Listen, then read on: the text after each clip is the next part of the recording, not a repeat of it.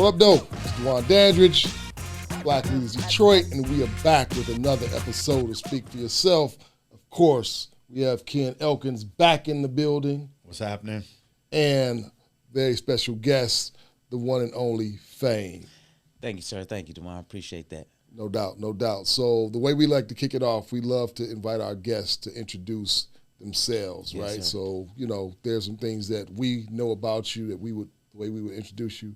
But what would you like people to know about you? So start with your name. Yes, sir. Yes, sir. What you would like the people to know. What up, though? What up to everybody, man? My name is Clement Brown Jr. Remember, so this is a conversation just between y'all, so you ain't got to look at the camera. Okay. We ain't giving that spiel on. Yep. But Okay. so in the midst of it, if you got something that you want to hit on a point about, that's your audience if you want to look directly at them. But other than This that, one. you just communicate with them, have Okay. a regular conversation. Okay. But at this point, he should be looking at this camera because he's introducing himself. Yeah, you can do that. That Got you. camera, though. Okay. Yeah. Okay. Got you. You need me to take it from the top or no? Just cue us back in with the intro for him. Okay.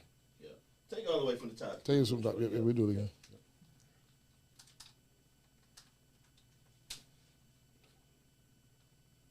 So what up, though? It's Dwan, and we're back with another episode of Speak for Yourself. Of course, we got Ken Elkins in the building, What's happening? and a very special guest, the one and only Fame from 313. Thank you, sir. Thank you for that introduction. So, Fame, we always like to kick it off by inviting our guests to introduce themselves. So, introduce yourself to our audience and let them know whatever you want them to know about you. Yes, sir. Yes, sir. So I am Clement Brown Jr., affectionately known as Fame. Fame is an acronym for fashion, art, music, and entertainment.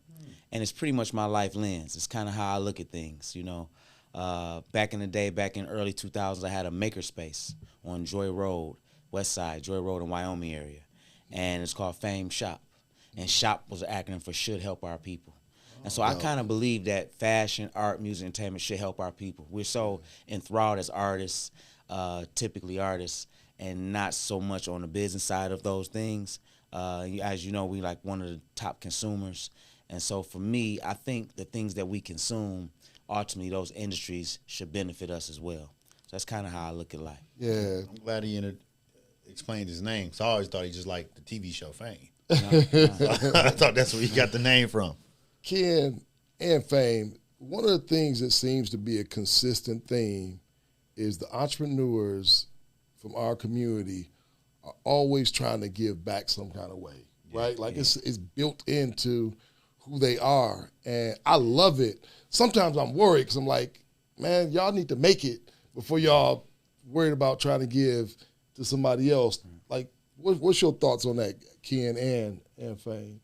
I mean, again, I agree with you in some ways, right? Like, hey, you need to try to get to where you're going. But as you've always said, it's hard to get to where you're going if you're not helping others while you're getting there. Yeah. You know what I mean? Yeah. So that's how you're going to get to where you're going, if you help sure. others. So I believe in also you have to do that as well. I love it. That's why it's easy for us to believe in them so much. Yep. You know what I mean? Yeah. Because it's always, you need to make money. You want to make money. Right. But y'all also, are driven by wanting to make a difference. Yeah. And I agree with Ken in that sense. And the same thing when you think about it, most of us are first generation entrepreneurs, and so it's hard. Yeah. It's a struggle to get anywhere. And I think when the social economic part of the business, and if you will, is kind of in us because we know the struggle is taken to do what we do. So I'm always looking to help people do what they do because it's not easy. It's not easy, and I know my own personal, battles that I face. So it's kind of like one of those things to where you one hand wash the other. So talk about that struggle. I mean, we know 313. You got a nice space, you got fancy cars in there, classic cars in there, nice gear where everybody look and see like, wow, you know what I mean? But talk about what it took to get to what you have right now. Oh man, that's a loaded question, right? It's been sleepless nights, long nights, tears, they say blood, sweat, and tears. That's a real thing. That's a real thing. When you building out your space and you can't hire contractors, so you figuring things out yourself. You swinging that hammer, you just might hit your thumb. You know what I'm saying? No doubt. And you look up, man, and you sweating trying to make this happen. it's just, but it's taken really, the idea or the mindset of never giving up, not quitting. No matter what, I'm going to see this thing through. And obviously, having the challenges we face as black men first and foremost, let alone challenges in business. And that's definitely a loaded question. I can go on and on and on with that answer. No doubt. So what was your first experience as an entrepreneur? Like, how far back does that go? Right. Since I was a kid, man. My mother told me, before I can really remember, my mother told me I used to go to school with a quarter and come back with $1. Okay. And she said, I don't know what you used to do in school, but you will always come back with more money than you left with. Okay. And so, one of the first things that I can really remember was candy sales, lemonade, Kool-Aid, and candy sales. Yeah. We would, I would galvanize my friends. We would put our money together. Instead of going to buy candy for ourselves individually just to eat, I would say, yo, let's put our money together, get a bunch of candy, and sell it. And then we can take the profit, split it up, and then we can not only have some extra candy maybe left over, but have some money for ourselves too. So I can remember my mother allowing us to set up in her driveway, and we sold candy and we sold Kool-Aid. We made flyers. We put them up all around the neighborhood, and people would pull up on the block to buy lemonade, Kool-Aid, and candy from us. Now, were y'all selling like the made Kool-Aid, or was y'all doing what we was doing? The one in the bag. The Kool-Aid where you fill the baggie up with Kool-Aid and sugar, and you give your friends a little bit at school. He might be too young. He might be too young. We went to the same school. I'm probably 10 years older. I'm 44. Yeah, so I'm only 6 years old. Yeah, okay. Right. Yeah. Well, he had the Kool-Aid in the bag. He had the Kool-Aid in the bag. He had the Kool-Aid in the bag for certain. Yeah. So no, I remember the Kool-Aid in the bag for sure. And it ended up a brand ended up capitalizing on that idea and making that a thing. Dipstick. And they had a little stickers. And we invented dipstick. We did invent it. So we didn't have a stick, but right. It was a finger. But no, we used to sell Kool-Aid. We used to make Kool-Aid. We used to make lemonade. We made dope flyers where we did our little artistic flyers. We made flyers, man. We drew the flyers out. We went and got copies made, and we put them around everywhere. We put them on light poles. We put them everywhere, all in the neighborhood, and people would pull up. And then everybody on the block would see us, so they would support. Right. And it didn't last too long. My friends, man, they wasn't with it like I was, so they would get that little candy. Eat the candy. Yeah, man, they want to eat. Not come with the money to re-up. Exactly. But that thing, if you will, that hustle, if you will, turned into me building a relationship with the candy store owner. God rest his soul. That's my godfather now. Oh, wow. James Naw. So I would go to the candy store. What was his name? His name was James Arthur Naw. And affectionately known as Letty. Okay. And so he still owns, his son runs it now. It's called Janko Distributor, which is an acronym for James Arthur Naw Company. Okay. But it's on Grand River. It's 3.5 blocks west of Greenfield. And it's next to a bar called Cheetah's Nefertiti. I've seen Janko. Yeah, so that's where I grew up working behind the counter from the age of like 11 years old to about 19 or so. And like I say, man, going back and forth, grabbing the candy. And then the older guys in the neighborhood, all the hustlers in the neighborhood, they wouldn't want to leave the block. They would send me to the store for them. Got you. I would run to the store with their money, buy them what they want. So he would see me so much and so often during the day. I built a relationship with him. And once I got up enough gall, I asked him, to hire me. Can I get a job? Okay. Yeah, and that's kind of where a big part of my entrepreneur journey started at that store. Nice. Yeah. I imagine while you were in there, you probably was having visions of owning your own at some point. Most definitely. And wanting to learn from him. Most definitely. And what was unique about the store was it was wholesale and retail. Okay. So we would have he would do a lot of business to business. So a lot of businesses would come in there to buy merchandise and goods for their store. Okay. So I learned very early the difference between wholesale and retail, how to be of service to people. Okay.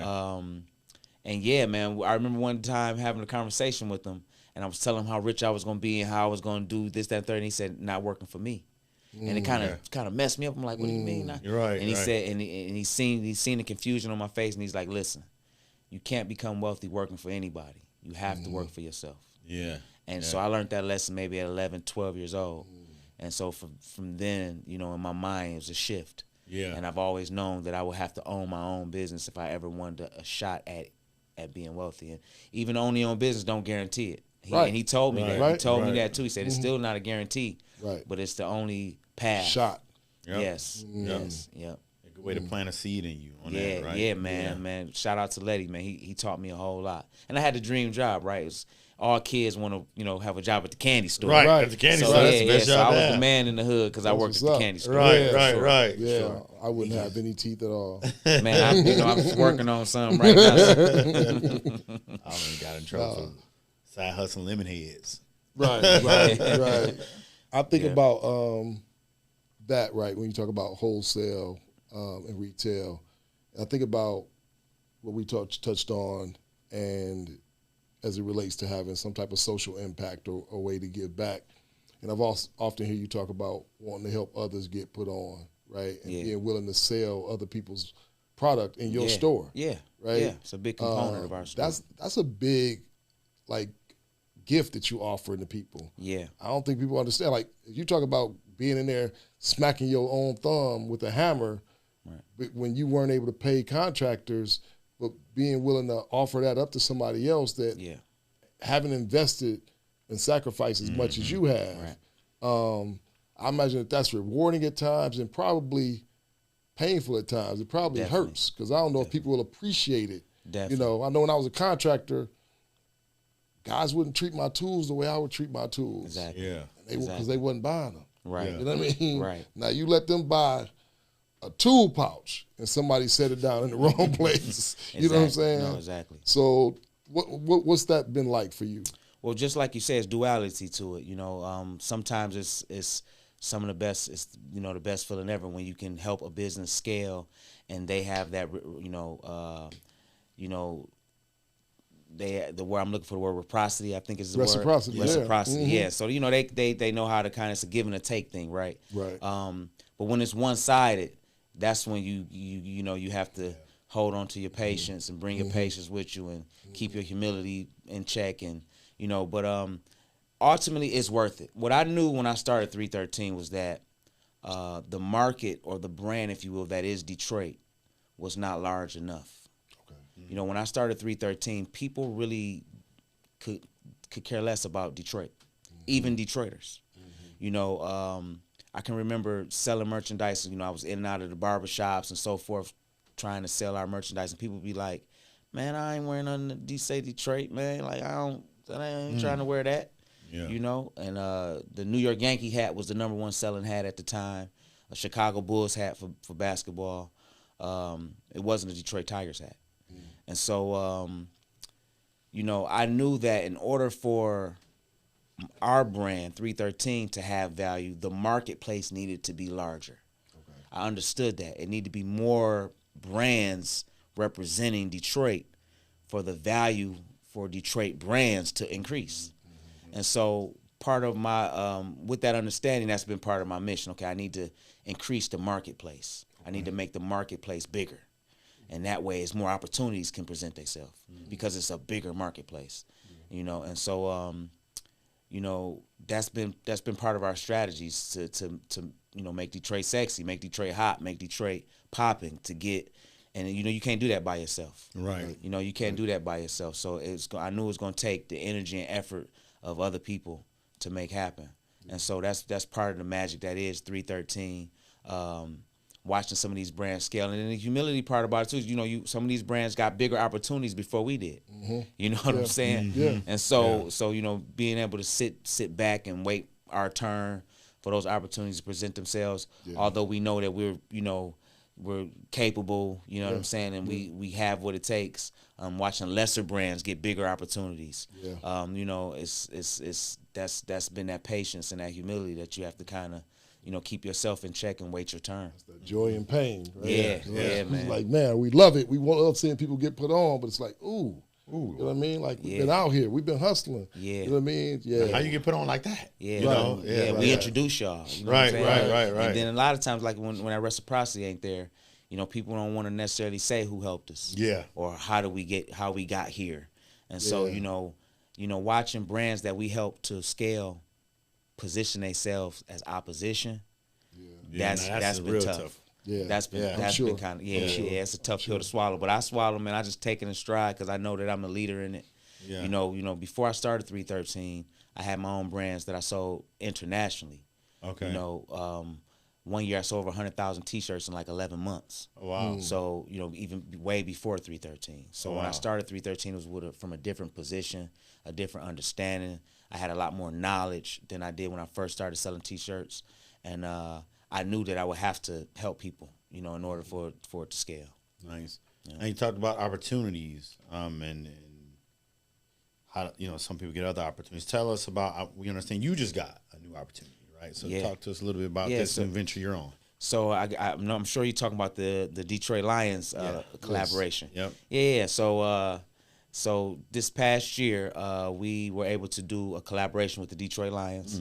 Where we got an official license to produce, you know, put their logo on things in combination with ours, in collaboration with ours. And so far, so good. So far, so good, man. They selling the merchandise at NFLshop.com. All right. They sell it at Ford Field. Nice. And we also sell it on our website and at our store. Nice. And so it's 6 different items, 3 different designs that we did. And they all been doing real well, man. So y'all get a cut of everything they sell, and y'all share what they sell. How does that work? Well, so in black and white, if you will, we produce everything. Okay. They buy wholesale from us. You. Got you. And then they sell, and that's that. Got you. And then, we get to sell retail, and we have to share with them. Okay. Oh, so whatever you sell retail, you got to share it with them. Yes. And then they buy wholesale from us, and they don't share anything. But, you know, it's a great opportunity for the exposure, for, you know, being able to touch a different market, if you will. And, you know, our brand maturity at this point kind of calls for those kind of collaborations. You know, and ultimately we should be able to leverage this for more licensed deal with major sports teams. I'm looking to work with the Pistons, looking to work with the Red Wings, looking to work with the Tigers. Pistons? Y'all hear that Red Wings? Y'all hear that Tigers? Yes. Right. Yeah. No, that's what's up, man. I love it. I mean, and then I'm imagining that there's an educational component that comes along with this type of partnership, right? Well, you learn some different things for sure. Yeah. You know, I've been heavily invested in T-shirts since I was very young, since I was a kid. And so I've learned a lot over the years. Right. So going into this collaboration with this license deal, I really was equipped to ready for it. You know what I'm saying? So it hasn't been a huge learning curve, to be honest. Got you. Okay. Because I know the industry. Nice. You know, I know how brand licensing work. You know, I know how wholesale, retail work. I know how manufacturing work, production, branding, marketing. So it was kind of one of those things to where it's like, okay, about time, let's do it. Right. And I knocked it out the park, man. It didn't it wasn't like a long, drawn out thing. I didn't have to, you know, do a whole bunch of pulling teeth or, you know, getting to know, building new relationships to make it happen.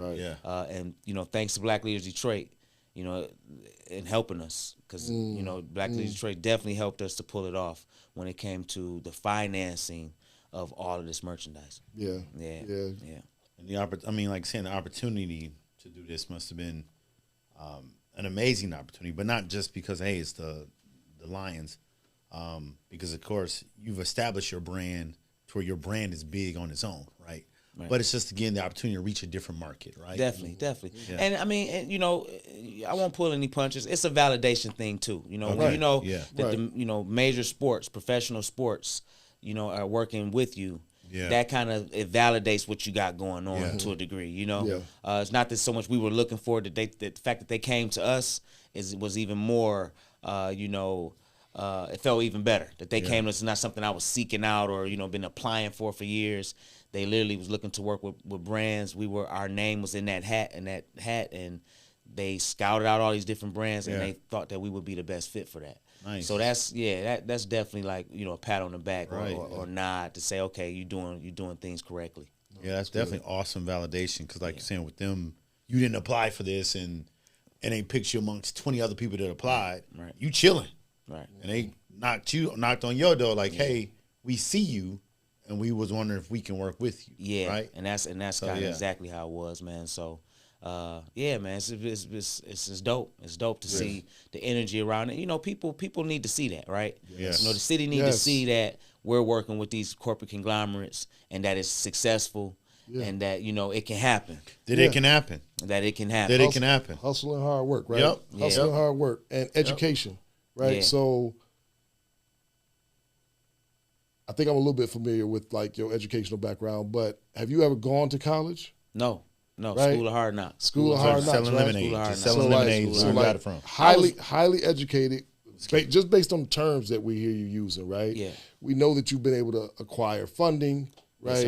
Yes, And as much as you think Black Leaders Detroit, like that's the reason we started the organization, because we believe in y'all. We know that y'all gonna be ready, Right. and we know that given the opportunity, y'all gonna kill it, right? Right. We know that y'all gonna struggle at times, right? But we also know that you are what our community needs, because you are gonna give back in so many different ways. Right.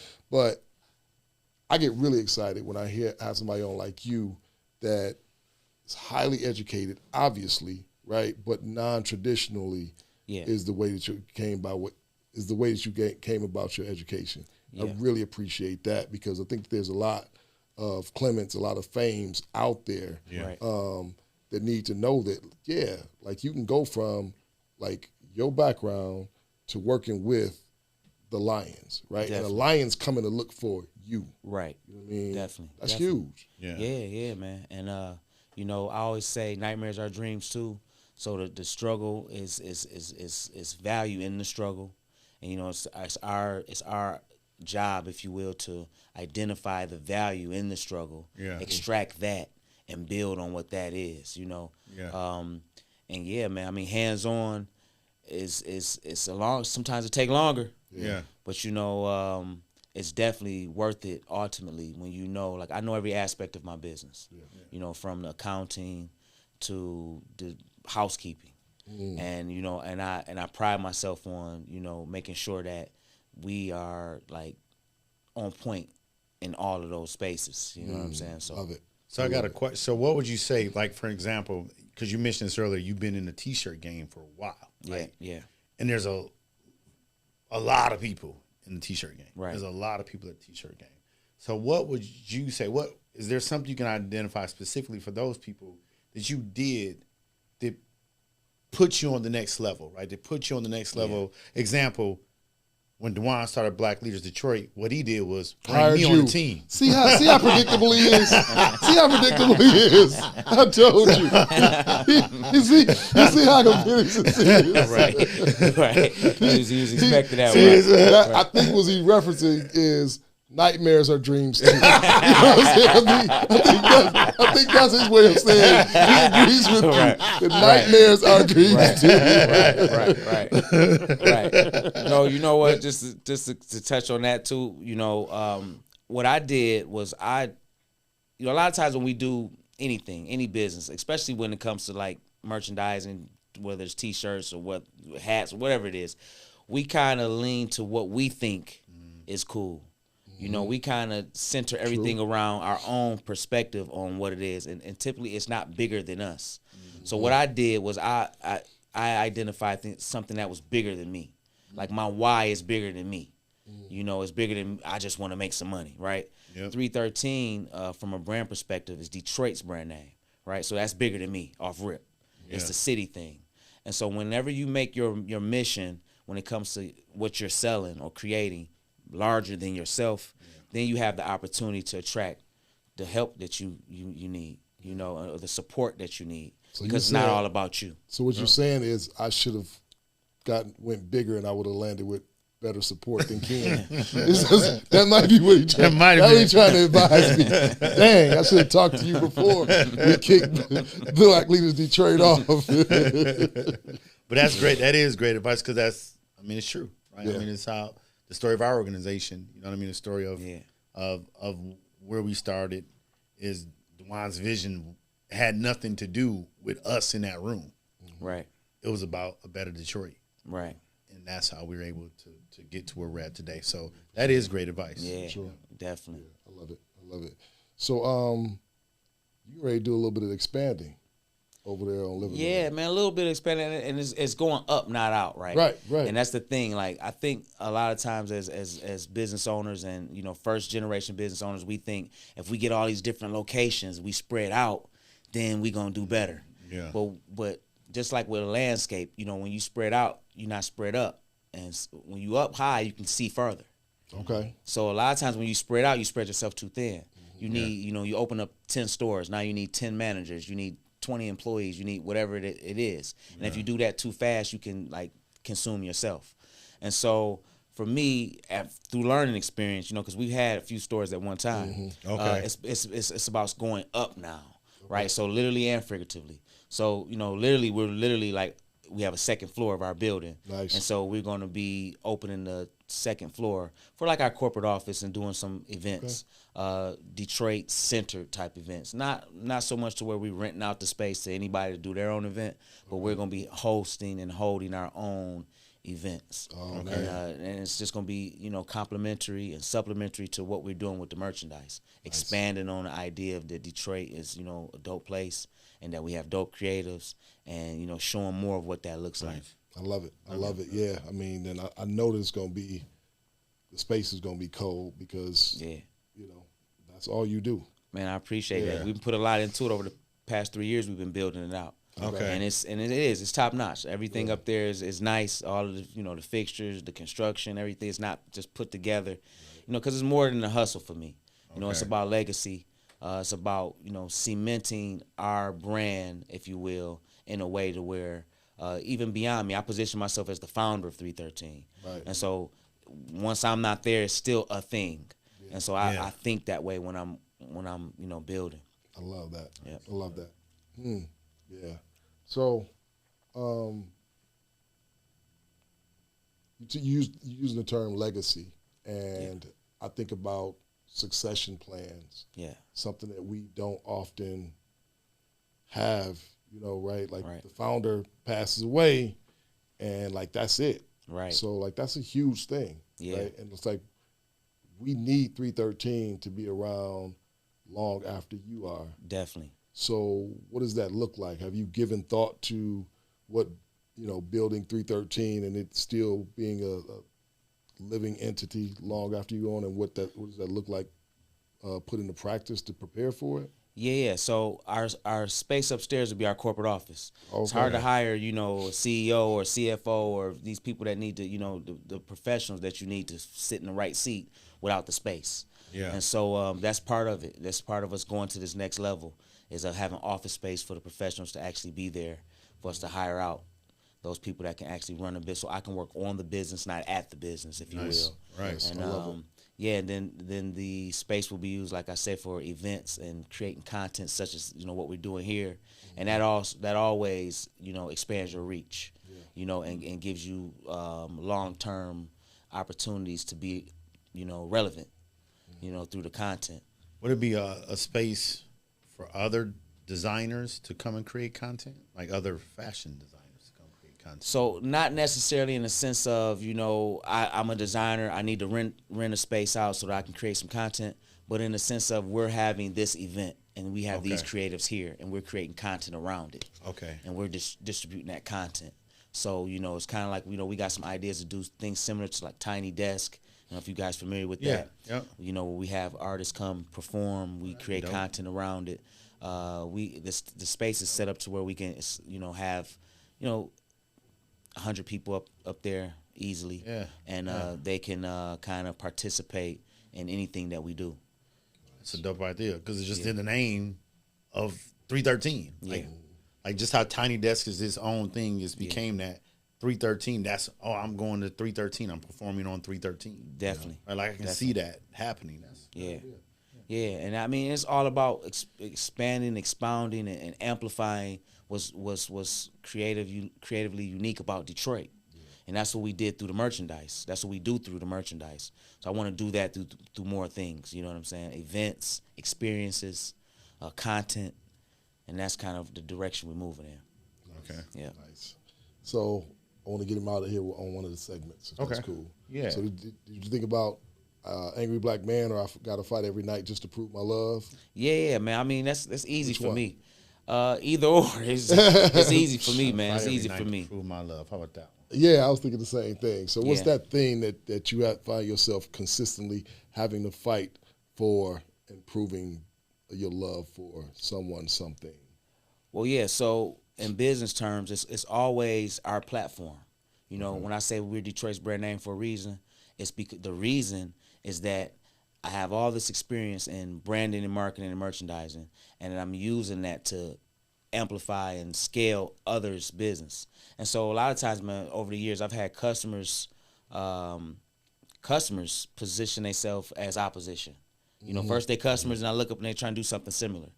And you know, I've had my peers do the same thing, and then I've had corporate conglomerates come in and try to poach and do similar Jacking. things. Yeah. So I'm always like, yo, this whole business is based on collaboration. It's not competition. So don't come jacking and trying to steal. Yeah, So that's come not trying to work gonna with help me. us. That's not gonna help us scale up. Right. And then when you go out, it's shallow. You don't really have the vision. You know, if you haven't been doing this that long, your vision might not be the same. And so, you know, I'm always fighting to keep our brand, and just to keep our brand. Period. We've had so many poachers, man, over the years. You know, people literally tried to do versions of it. Yeah, imagine. Without the vision, without the anointing, if you will. And so it don't really add up. Right. And it kind of, a lot of times what it will do is it will water down what we're doing. And you know what I'm saying? Yeah. It becomes, and that's not how you know, collectively, that's not how it works. And so, you know, I'm always fighting to show, listen, the Most High created me to be who I am in this space. It's not just a great idea that I had and that I decided to do. This is my calling that's on my life. Love it. And so, you know, if you want to grow in this space, you know, it's my obligation to help you. But you know, I'm not looking to create enemies or create adversaries or create opponents. I'm looking to, you know, create teammates. If you will. So yeah, man, I'm always fighting to prove. Listen, I'm not here to compete with you, man. I'm not trying to be Mr. Detroit. That's not my MO. You know, my MO is to use my gift that I've been gifted with to expand what the Detroit marketplace is. And ultimately it's working. Yeah, no doubt. You know, it's always working. No doubt. Yep. And hey, don't be mad, y'all, at the person that's gifted. You got to take that up with the one that gives the gifts. You know what I'm saying? At the end of the day. So, man, thank you so much for coming and spending a little bit of time with us, man. You know, we are amazed and fascinated by, like, what you're doing. And, yeah. Man, I appreciate that, Dwan. I appreciate Black Leaders Detroit once again, man. Thanks for having me. It's always a pleasure to kick it with you, man. And this is dope. This is dope. I've been taking notes. Yeah, I've been taking notes. It's super dope. That's it. Y'all heard Fame speak for itself. Catch us next time. We'll have another dope guest. Peace.